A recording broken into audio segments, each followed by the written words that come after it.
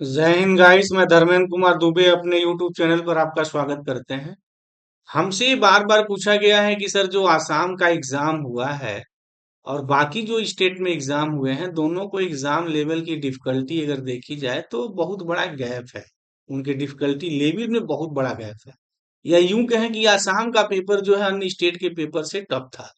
तो cut off क्या होगा, कैसे होगा, किस तरीके से बनेगा, क्या आसाम के लोगों को प्रॉब्लम होगी उससे या अन्य स्टेट में आसाम के एग्जाम जो री एग्जाम हुआ है उसकी वजह से प्रॉब्लम होगी। कहने का मतलब कि कट ऑफ क्या जाएगा, कट ऑफ कैसे बनेगा। तो हम इसी मुद्दे पे आज बात करने जा रहे हैं पूरी अब। तो इस वीडियो लेक्चर्स को बड़ा ध्यान से समझिएगा, क्या है, कैसे नॉमिनेशन प्रोसेस को यूज करेंगे और इन फर्दर वे अगर कोई प्रॉब्लम दूसरी टेक्निकल इशू फंसी तो उस टेक्निकल इशू को कैसे सॉल्व किया जाएगा। और एक बात, सबसे इम्पोर्टेंट बात ये कि ये जो प्रोसेस है ना अब चेंज होने चाहिए। क्यों चेंज होने चाहिए उसके बारे में भी हम ये सब डीप में बात करेंगे।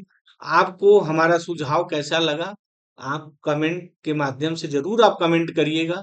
ओके, तो चलते हैं अपना वीडियो लेक्चर हम शुरू करते हैं।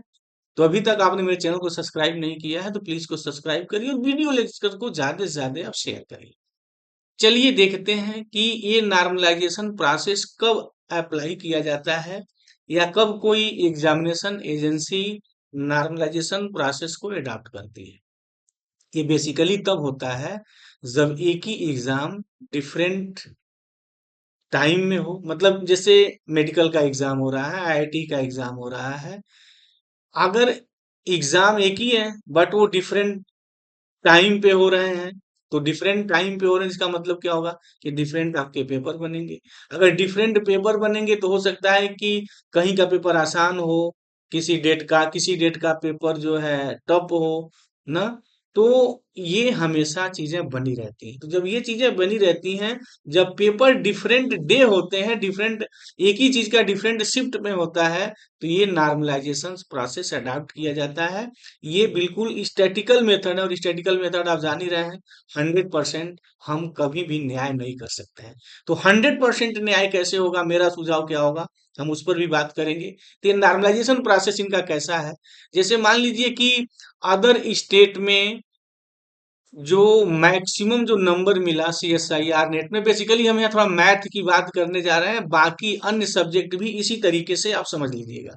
जैसे मैथ में अदर स्टेट में 150 नंबर फॉर एग्जांपल माना हाईएस्ट मार्क गया 150 नंबर। अब आसाम स्टेट में पेपर बहुत डिफिकल्ट था तो यहाँ 150 चला जाए, इसकी संभावना मिनिमम होती है। ये नॉर्मलाइजेशन प्रोसेस में माना जाता है। लेकिन होने को तो कुछ भी हो सकता है। हो सकता है कोई स्टूडेंट ऐसा हो एक्स्ट्राऑर्डिनरी आसाम स्टेट में, वो 150 नंबर पा जाए। तो फिर वो नॉमिनेशन प्रोसेस कैसे करेंगे। तब ये देखते हैं कि ये 150 नंबर के करीब कितने लोग पाने वाले हैं।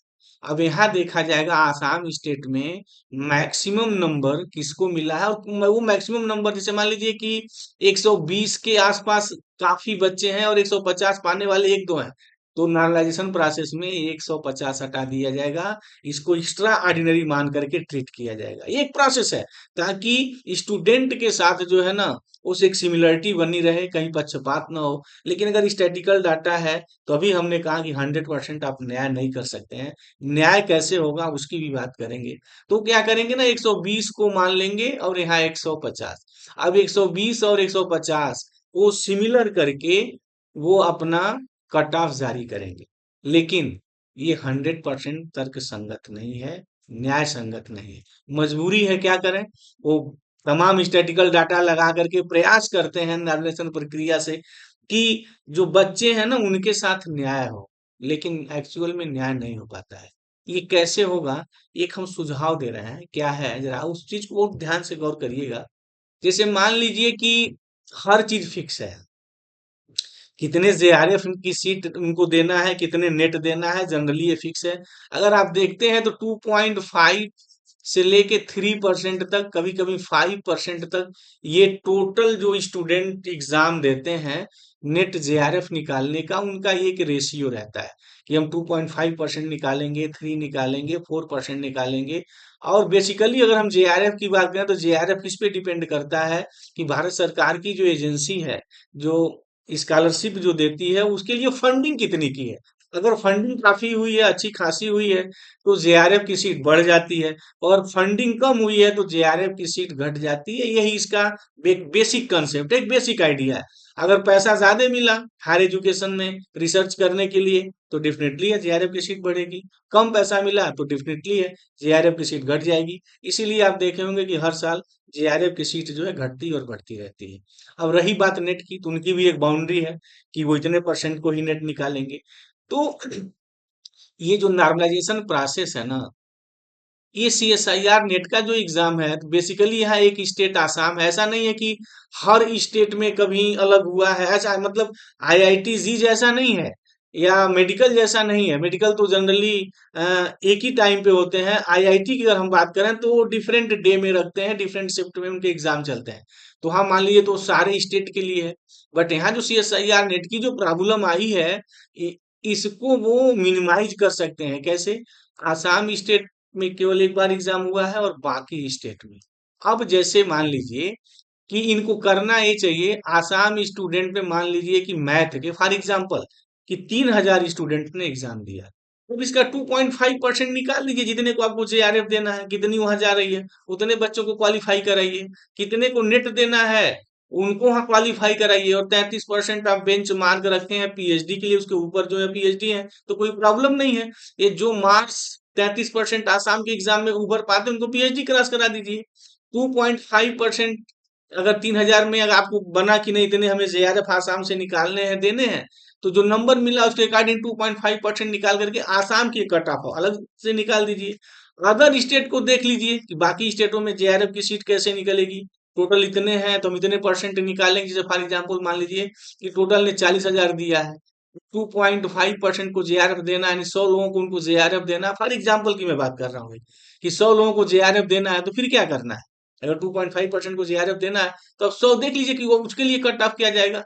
यहाँ कोई ये लफड़ा नहीं रहेगा। और प्लीज मुझे उम्मीद है कि ये जो प्रोसेस हमने बताया है, जो सुझाव दिया है, तो एक सुझाव दिया जा सकता है, राइट, कि ये लगता है नहीं, एक ड्यूटी है, कर्तव्य है, चीजें बात रखनी चाहिए।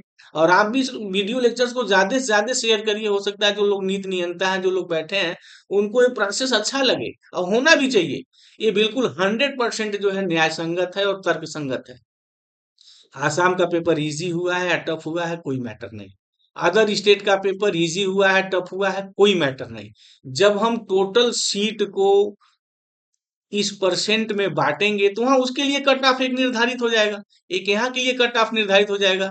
ऐसा कोई हार्ड एंड फास्ट रूल तो नहीं है कि नहीं ये रूल है, हम इसको बदल ही नहीं सकते हैं। हम रूल बनाते हैं लोगों के फायदे के लिए, लोगों की समस्या को सुलझाने के लिए रूल बनाते हैं। लोगों की प्रॉब्लम को और प्रॉब्लम क्रिएट कर दिया जाए, नहीं।